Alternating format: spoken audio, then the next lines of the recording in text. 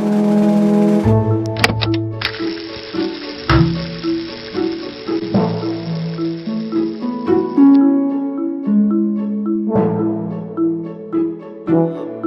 everybody. We haven't done Tonkocast for a little while, right, Robert? But we have this super exciting guest today, Alex Wu from Cuckoo Studios, who just recently finished and actually released his first feature film from Cuckoo Studios, In Your Dreams, on Netflix. And we have been friends and sort of like battle mates, I guess, in the indie world for quite some time. And we actually share, our offices, our studios are very close to each other, and we've helped each other on our respective projects. And I would love to hear about your journey on this incredible feature film project. Yeah. Well, first of all, thanks for having me. It's such an honor to be on Tonkocast. I've been, I'm such a big fan of you guys, and I've listened and watched every single one. So it's pretty cool to be featured on your Tonkocast. Yeah, I mean, I think, to be honest, a lot of it starts with you guys. I mean, you and Robert left in 2013? Is that right? 2013, yeah. No, 2014. I guess Dam Keeper was 2013. Yeah. So, I mean, I remember, everybody remembers when you guys made that short, and we were just so blown away by it. I mean, it's such a beautiful piece of art. And yeah, we were so thrilled when you guys got the Oscar nomination, and then you guys left and you started your own studio. And I think there was just so many people at Pixar at the time that were like, wow, like, I can't believe what these guys did. And you really inspired so many of us. And you inspired me specifically, because it was around that time that, I mean, I had seen House of Cards, and that sort of like was really kind of like a watershed moment for the industry, because Netflix, they were like a DVD mailing company at the time. And then they made this show that was so good, and you could just tell that like something was shifting in the industry, and that they were going to bring like a lot of change to in the industry. And around that time was when you guys left to start Tonko House. And so you guys really planted the seed in my mind of the possibility of going rogue and being an independent filmmaker and artist. But it was obviously so intimidating, because I was like, man, I'm nowhere near as good as Dyson Robert. Like, how am I going to do this? But yeah, so it really started with you guys. And I think, you really showing and leading by example, showing everybody at Pixar what was possible. And so, yeah, that's when I tapped Stanley and Tim on the shoulder. I was like, hey, Dyson Robert did this. Like, I think we can too. And so they were, crazy enough to jump ship. And that's when we started in 2016, sort of two years after you guys did. But yeah, that's really where it came from. It was really you guys. So I blame you. And then Alex, I mean, 2016, you guys started, we were both in Berkeley. Yeah. What was in relation to the start of the studio and what ended up becoming In Your Dreams, how did that weave into the start of the studio? Was it something that you guys had conceived from the beginning, or? Yeah, no, it wasn't. Looking back, that's probably what we should have done. But when we left and we started the company, we had like no like projects in development. I mean, it was really just, I had a family friend who he started this company called VTech. You guys know that's the company that we sort of partnered with on Go Corey Carson. And so I'd known him for like 10 years. We were like family friends from Hong Kong, and he really wanted to get into animation because they had all these toys, but they never had any shows or stories to go with their toys. And he felt like that was sort of the next step for their company. And so he asked me, like, would you work with us on this? And at the time I was still at Pixar, and I was like, no, I'm pretty happy here. But he was so insistent. He was like, look, I really want to do something with you guys. I was like, well, I'm sorry, I can't, because I work at this studio and I'm sort of exclusive to them. And it was actually my brother that came up with the idea. He was like, well, why don't you, if you leave and you start your own company, then you can work with him. And then you can also work on your own projects. And so it was a combination of that, and then like being inspired by what you guys were doing, and then being sort of excited about what Netflix was doing with originals and streaming, that all those things sort of came together. So when we started the company, the only thing we had was, I knew that this company, VTech, wanted to work with us. At what capacity, I didn't really know. But that gave me sort of the confidence to go, okay, well, I know at least we'll have one client. And then maybe from that, we can pitch other ideas and hopefully we can get something going. So when we left the company, or when we left Pixar and we started the company, that first year, we really sort of brainstormed just like ideas for TV shows and for movies that we wanted to see that we felt like nobody else was making. One of the shows was a VTech project, which turned into Go Corey Carson, which you guys, we worked together on. And then another project was InYourDreams. And, we had just felt like an animated movie about the world of dreams was sort of this like untapped gold mine, because it's like a universal experience. Everybody in the world dreams. Everybody across time dreams. We still don't know why we dream, right? Which makes it like great fodder for fiction and mythology and storytelling. So that's why it was Stanley's idea. He was like, we got to tap into the dream world. And I was like, oh, that's so smart. Like, nobody's done it yet. And then once we started developing the idea, we were like, oh, this is why nobody's done it, because it's really hard.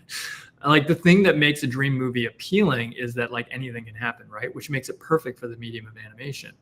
But it's also the biggest challenge, because when anything can happen, nothing really means anything. So like, how do you give a dream movie stakes? So that was really challenging for us. But we ended up cracking it. And what unlocked the stakes to the story was this idea that if you could find the Sandman in the dream world, you could make your dreams come true. And suddenly you could connect what happens in the dream world with what happens to their life in the real world. And so that, once we unlocked that, like the idea is just sort of pouring out of us. And then the question became, well, what is it that these kids want? What is it that they want to come true? And for that, I don't know why, but I thought of this moment when I was a kid. Like my parents almost split up when I was young. And obviously it was like really challenging for me and my brother. And I remember that moment like so vividly. I remember watching my mom pull out of the driveway, and I remember her leaving, and I remember feeling like, oh my gosh, our whole life is about to change. Our whole family's about to change. And I remember like the only thing I wanted at that moment was to find a way to keep my family together. And so I pitched that to Stanley, and he was like, that is a really compelling want for a character, because it's so rootable. Like, a lot of kids deal with some stuff like this. And so we sort of combined that personal story that I had with this, big, spectacular fantasy world of the dreams. And then that's what gave birth to InYourDreams. And then we reached out to you guys, and we were like, we can't paint. we need some like help, like visualizing what this, dream world could be like. And you guys were so gracious, and you helped us, come up with some amazing paintings that we're actually going to feature in this. We're putting together this, like, it's not an art book. It's like a sort of a portfolio of some of the concept art that has been really instrumental into the development and the production of the film. And we have I think we have 2 of your original paintings in there that you did way back in the day in like 2017. Because those paintings were still in so many ways, they still capture the vision of what this film could be. And in no small part, I think you guys your paintings really helped us sell this movie. I think without them, I don't think we would have gotten the green light. So thank you.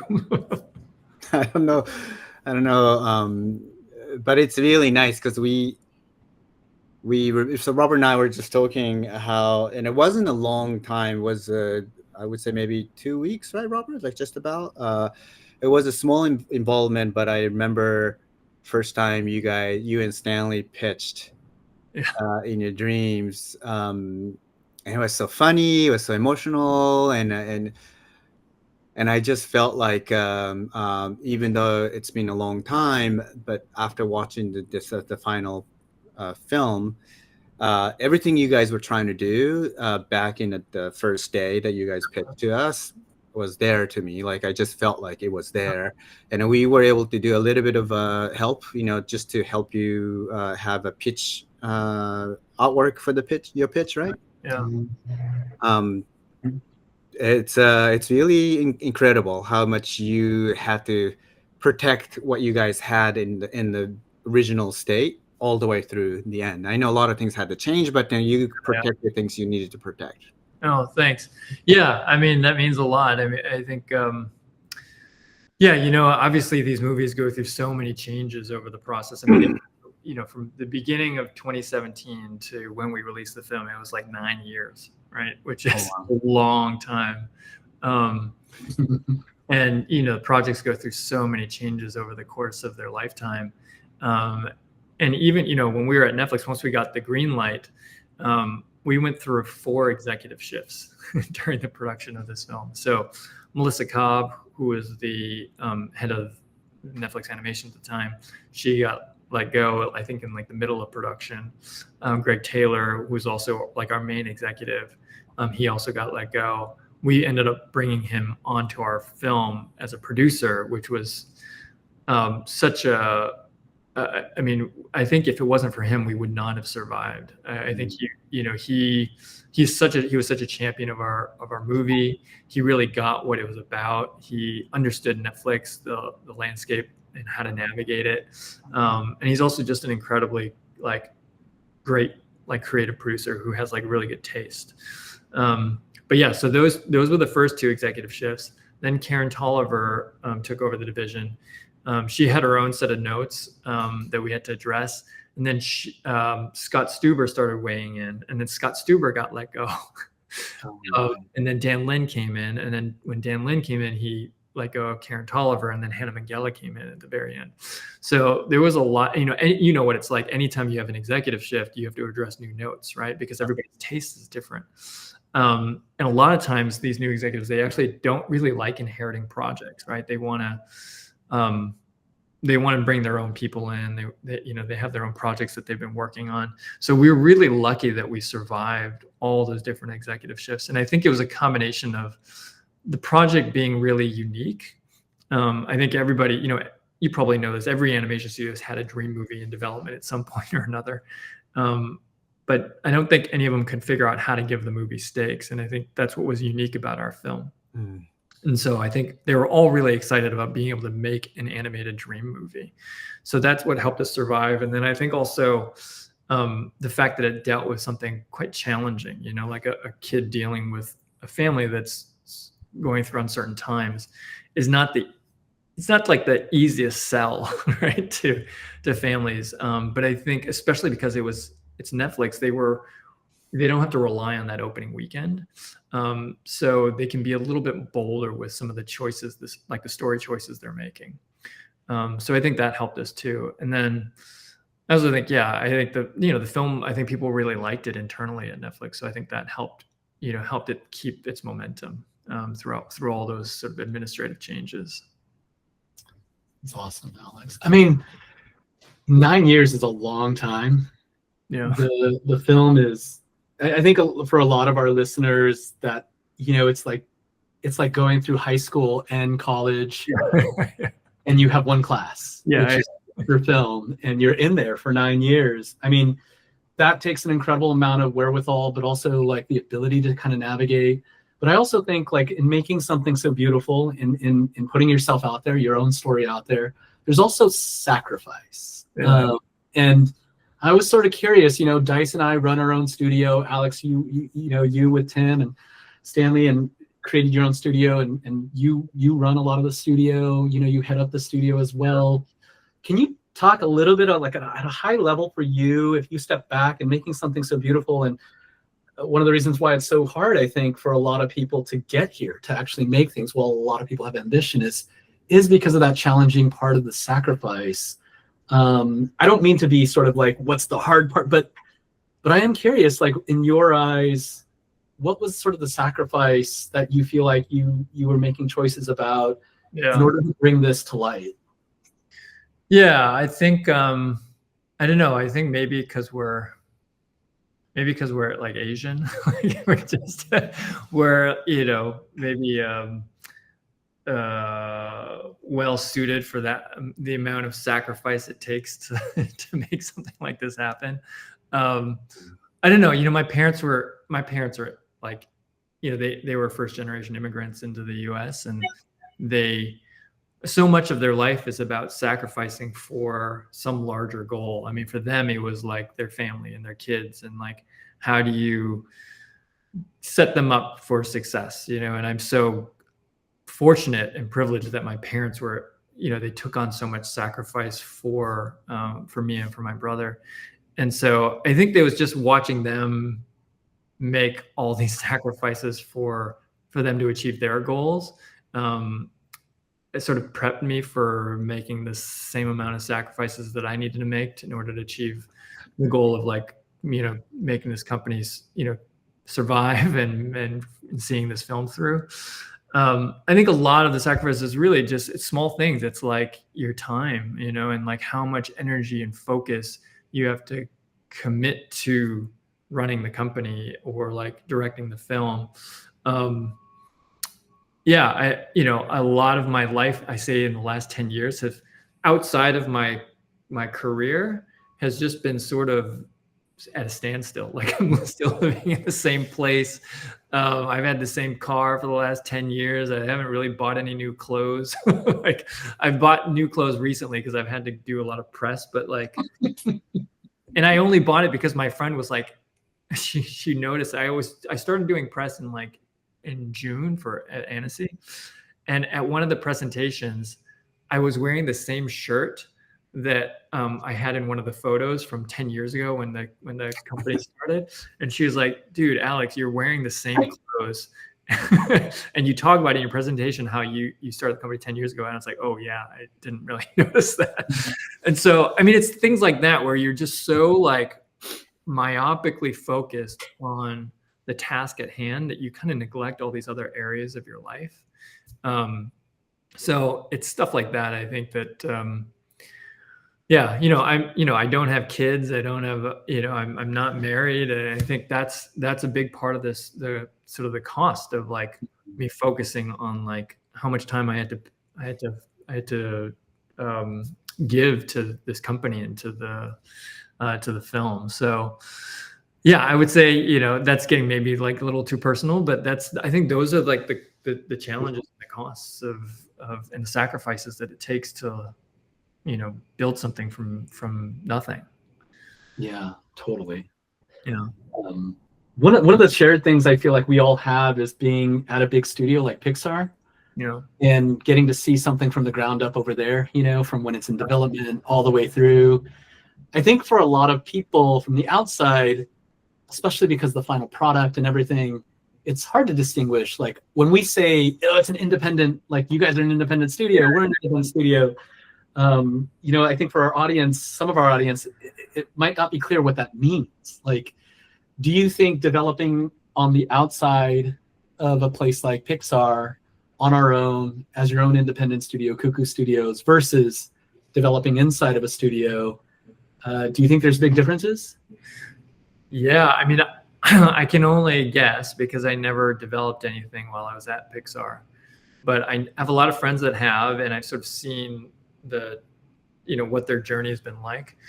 I mean, it's like everything. There's pros and cons to each, right? I think when you're at a big studio, it seems to me like obviously you have a lot more resources available, right? You have a lot more, not just like resources financially, but like infrastructure. You have, like personnel resources. You can tap into so many different artists that are working at the studio, and they can help you develop artwork or, just like bat around story ideas.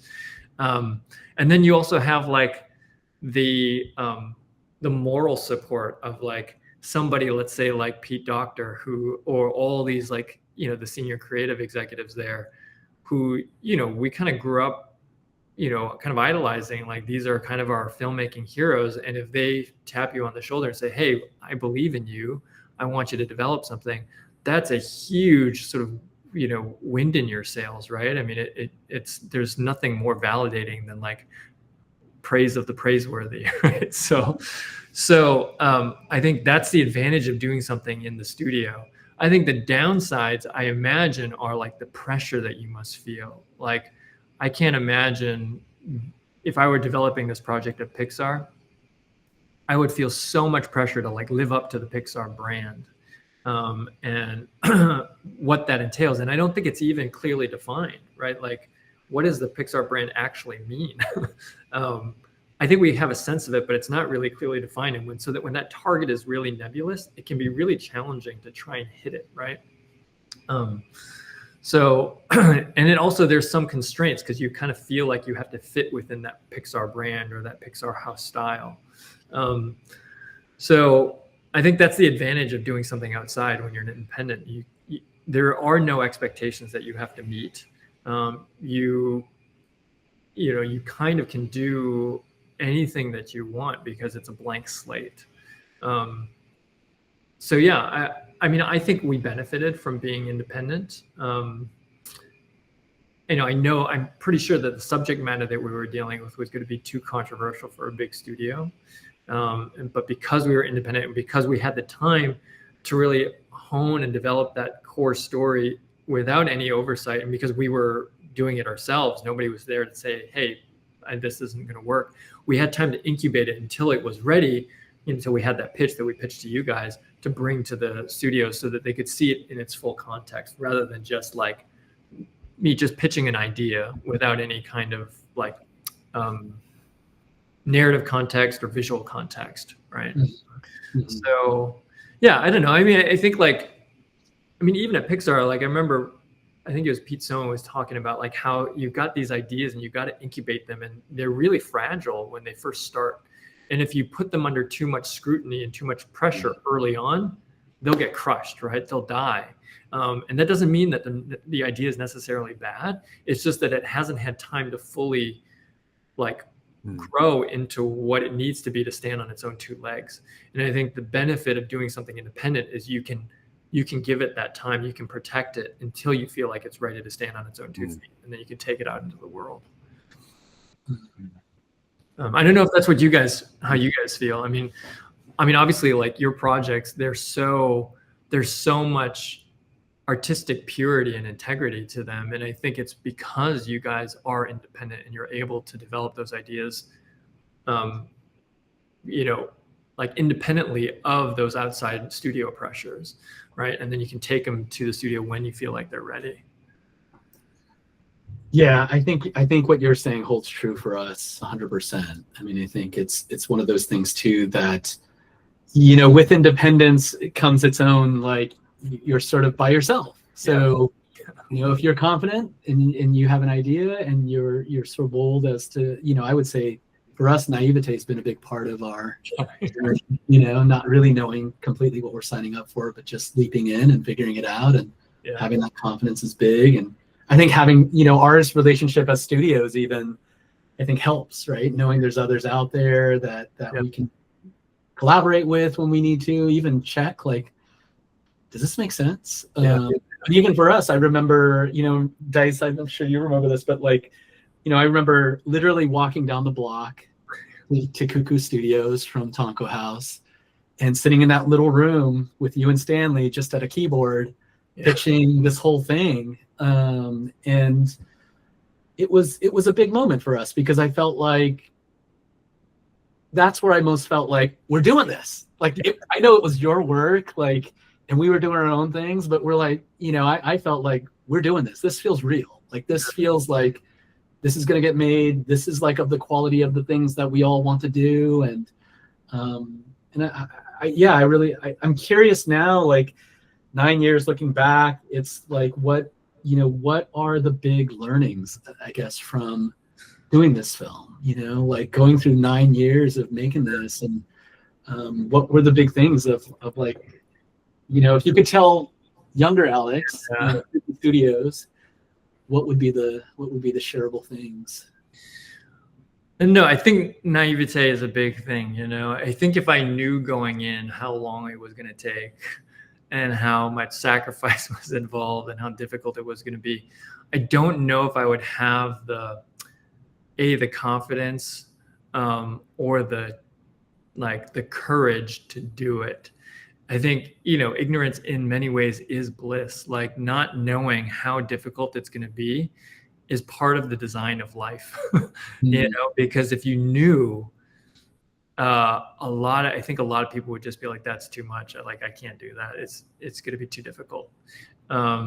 So keeping some of that like childhood sort of innocence or naivete, I think is really critical, and I think is really crucial. So I don't know if I would tell myself anything, because I think if I knew, I probably wouldn't have done it, but I'm so glad that I did it. Like, on the other end, I've never had kids and I've never given birth because I'm not a woman, but I imagine what I hear is that like labor is obviously like incredibly challenging, but the minute that you see the baby, like, you forget, and you're like ready for round two. You're like, let's do this again. And it feels a little like that. Like, this was like I joke like, human babies take 9 months. Like, this movie baby took 9 years, and like all that labor and, the pregnancy of it was really challenging. But man, once it's out into the world, you just forget about all the pain and the challenges and the suffering, and you just go, wow, we made something beautiful, and it's great, and the world is loving it and they're receiving it, and it makes it all worth it. So yeah, I don't know, it's sort of I'm dodging your question, but I think I don't know if I would tell myself anything, because so much of the journey is not knowing and then discovering as you're going.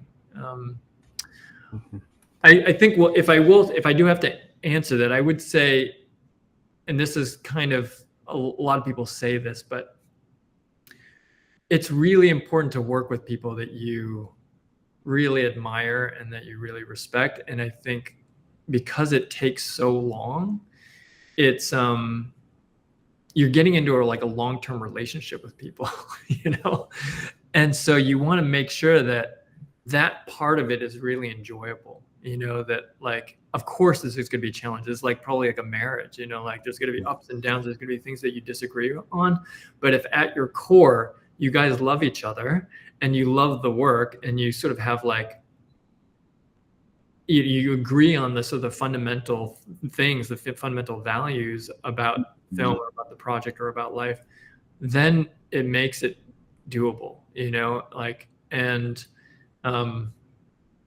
I think, that part of the journey, the process of it is just as much a part of the film as the final product.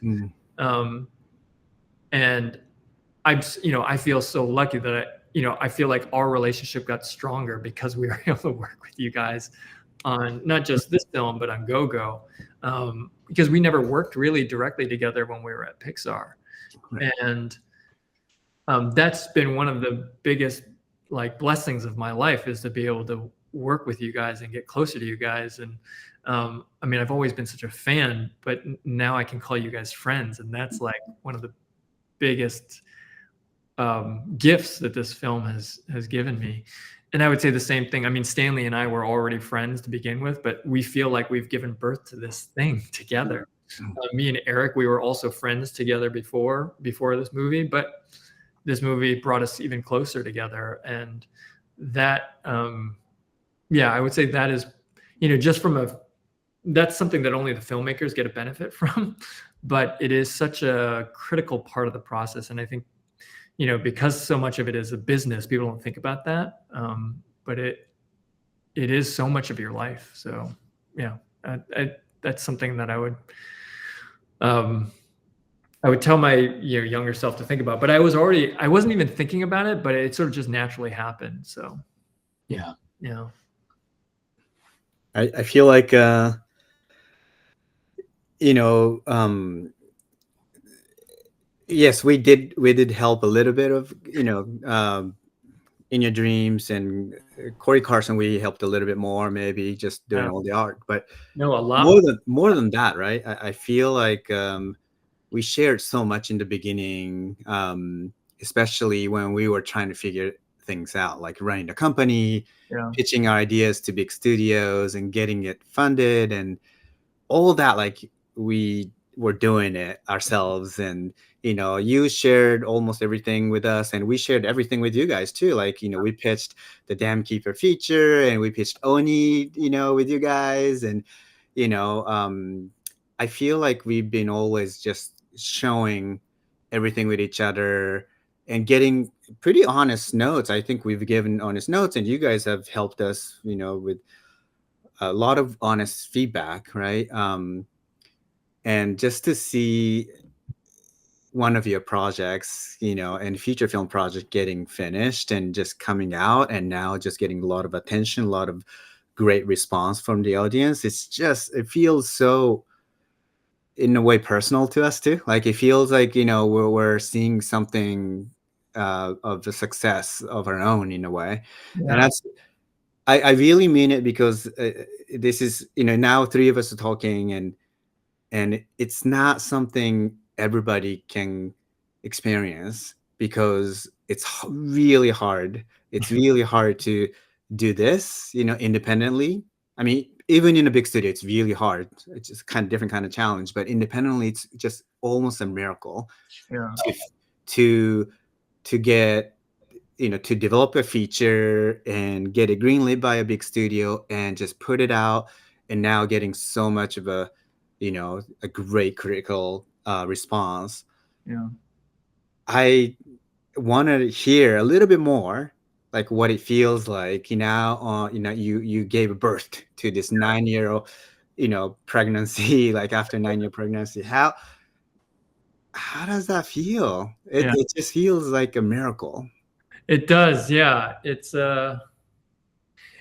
yeah. I mean, I'm sure you guys, you know, you've experienced it with Oni, and because in so many ways that project was almost like a feature film, because it was like a mini series. It was, I mean, it was probably longer than what we did, I mean, in terms of the amount of content that you produced.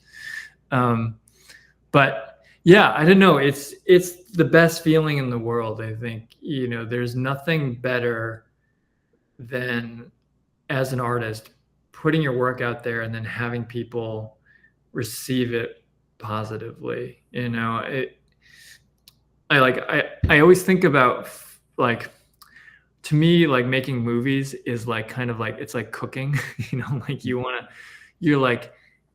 you're inviting all these people over for dinner, and you've like picked all the best ingredients, and like you've honed this recipe for years, and you just want to make them the best meal, and you want to like share it with them.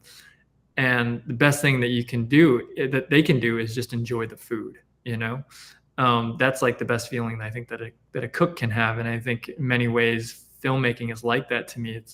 It's like this, it's like a way to like love people in a non-creepy way.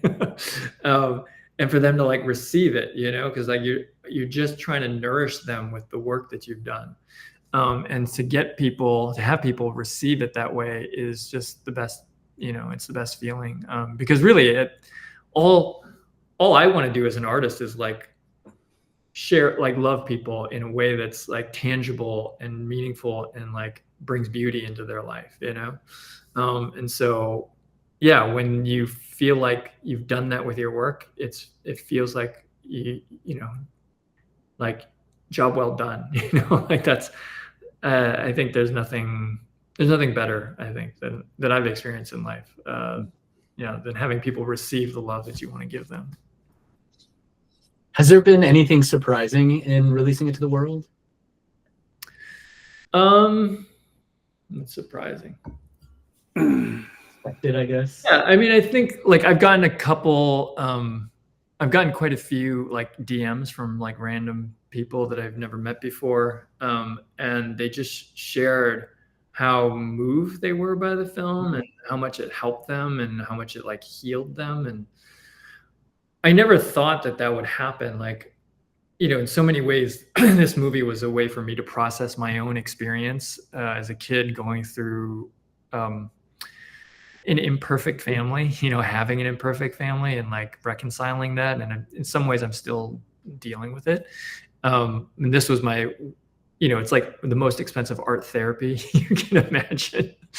But in many ways it was just me like trying to process these things for myself. But in that process, I think, it's been very helpful for other people, and it's in many ways it's healed them. And somebody said that when the film came out, like their sister had called them after watching it, and they hadn't talked in a long time, and it was like really healing for them because she was inspired by the film. And I just thought, oh, that's so wonderful. Like, the fact that this movie can actually bring together real life relationships and heal real life relationships is really powerful.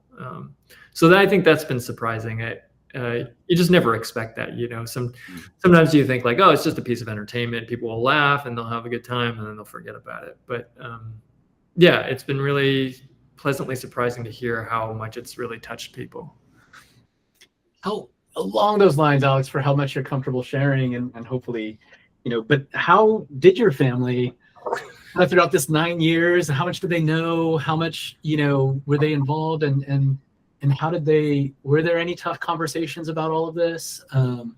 Yeah, there was a very awkward conversation in June. So my parents and my brother had no idea what the movie was about. Oh, wow. I didn't tell them because part of me was like, I was a little worried that they were going to say, no, you can't, I don't want you to tell that story, because it's like, it doesn't make our family look great, especially my parents. Doesn't make them look great. It doesn't make them look bad, but it just, especially with Asian, especially that generation, they're very much concerned about like face and how they are, portrayed and their reputation and how people see them.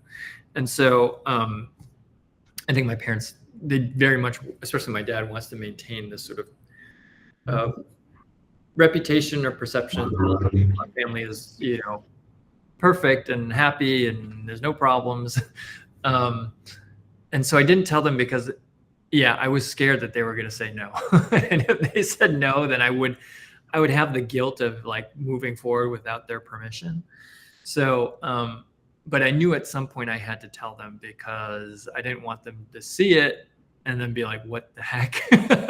Or like read about the inspiration in like, on the internet. And it just didn't seem like a proper way to do things. So when the movie was done, we did a presentation at Annecy, and that was like our first big sort of coming out with the film. And my dad and my mom were supposed to be there. My mom ended up not going, but my dad was there. And in my presentation, I talk about the origins, right? Like you remember the very first pitch I gave you, I talked about that moment when I was a kid.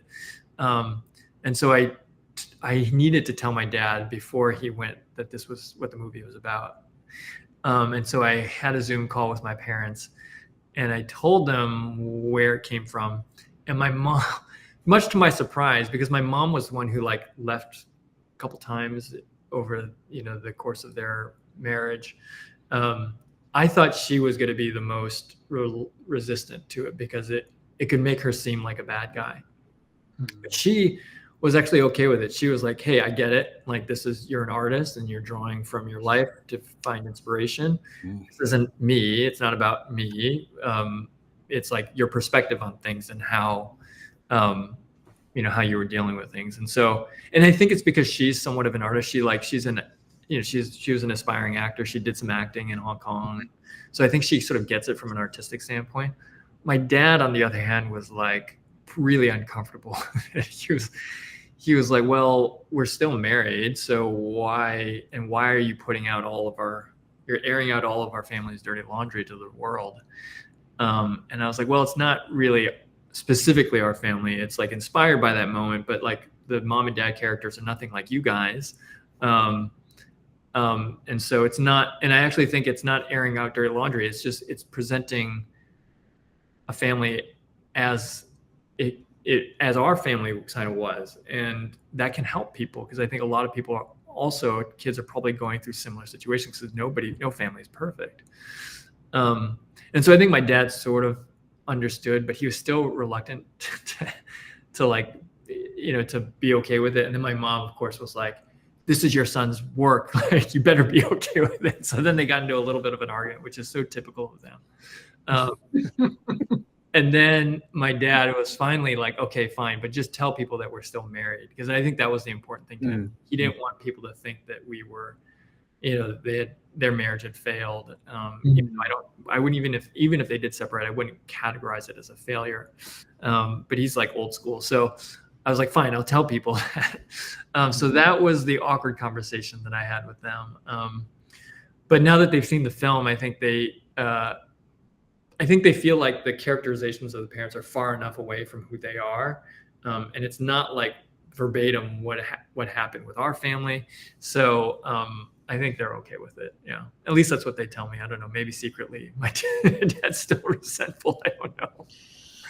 Wow. Yeah. Wow. That's amazing though. That's amazing. Do you think like the film changed your relationship at all? Like a little bit? Like conversations? Because that's a hard conversation, I would imagine. Yeah. That it kind of, I mean, I like to that point, I feel like when Dice and I, when we're thinking about audience, at least, maybe more lately, we talk about it so singularly. Like, to think about the world is so tough, right? You're making something for the world. Yeah. A lot of times nowadays, we try to hone in on that, and it helps us, I think, to kind of relieve a little bit of that pressure, but also be specific. Yeah. It does feel like, in a way, like, you kind of talked about it almost as the most expensive therapy for yourself. Yeah. It also feels like it is some level of mirror for a lot of people who have experienced the feeling of that moment or are going through that moment. And I sort of hope too that it did the same for your parents, like in a way. Yeah, I don't know. I mean, I don't know what kind of conversations transpired after they watched the film or even after I had that conversation with them.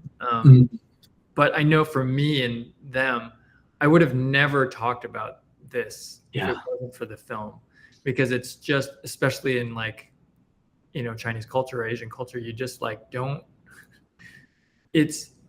there's just so many things go unsaid, and like so many things are just not appropriate to talk about with your parents, because so much of the relationship is about honor and like respect, and like talking about these things that are not the most flattering can often be a sign of disrespect, or like I'm not honoring them and all the sacrifices and all the good things that they brought as parents to my life, and focusing on the things that they made mistakes on is like, I don't know. I think it can be seen as being really disrespectful. And so I don't think I would have ever talked about it unless I had to, and I had to because of this film. So in that way, it was really, I think it was very cathartic for me.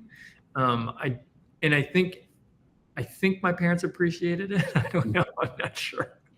But I think so. I think it changed our relationship in a way. They were able to see maybe, how some of the decisions that they made over the course of their relationship and their lifetime and my lifetime, how it affected me, and that I probably would not have shared with them, and they might not have even known if I didn't share it with them. So that's awesome. That's amazing. Yeah. And even with my brother, like, I mean, you guys have seen the movie, so much of the sibling relationship is like core to the film. And, me and my brother were two like middle-aged Asian men. And so we don't talk a lot about our feelings. But in so many ways, like one of my good friends, she saw the movie and she just told me that she's like, this is just like a really circuitous way for you to tell your brother that you love him. And I was like, yeah, I guess maybe. And he watched the film recently at a screening in London, and I saw him after the movie, and he had like tears on his face. I could tell it really moved him. And so I think he got that message that like I rarely vocalize how much I appreciate him, and how much he's helped me throughout my life and get through the challenging times. And but I think through this film he was able to to get that. So that was really nice. That's awesome. Yeah. He's the older or younger? He's the younger. So he's like Elliot. I'm like Elliot. Steve. I'm like the really sort of obnoxiously type A, perfect. And he's much more like chill and goes with the flow of things. And in so many ways, like growing up, I always gave him crap for being like the less responsible one.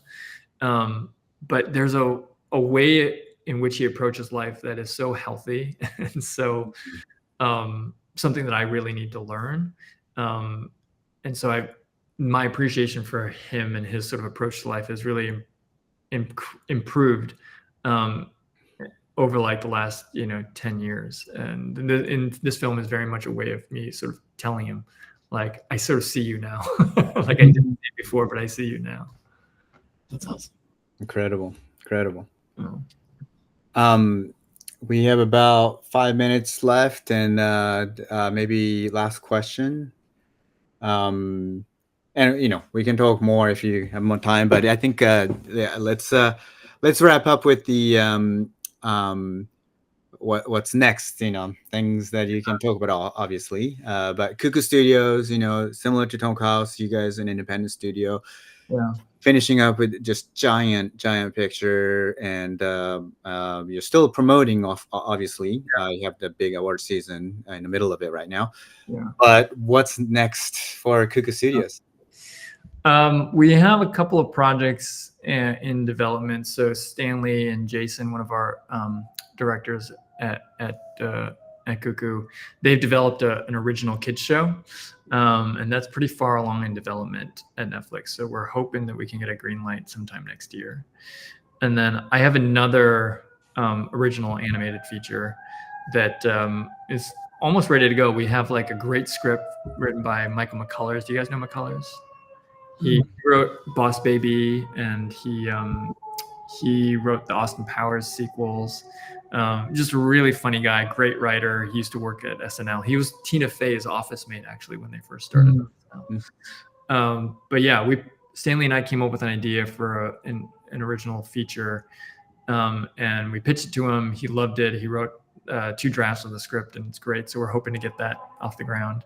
I'd love to do that theatrically if we could, just because I feel like that's the next step for us as a company. We've got we had a streaming show, we have a streaming movie, and so I think the next step is, can we get a big theatrical feature off the ground? And then I have just a couple other projects. I have like a live action show that I'm really excited about developing. It's about the art world, and I have like a couple of people who work or who have worked in that art world that I'm going to partner with on it. And it just seems like such a ripe world to explore, because everybody knows about the art world, but nobody understands like how it works, like the inner workings of it. You mean like the fine art world, like the gallery? Yeah, like the fine art world. Yeah, like Sotheby's, like Christie's. Yeah. It's just such a black box, like the inner workings of that world.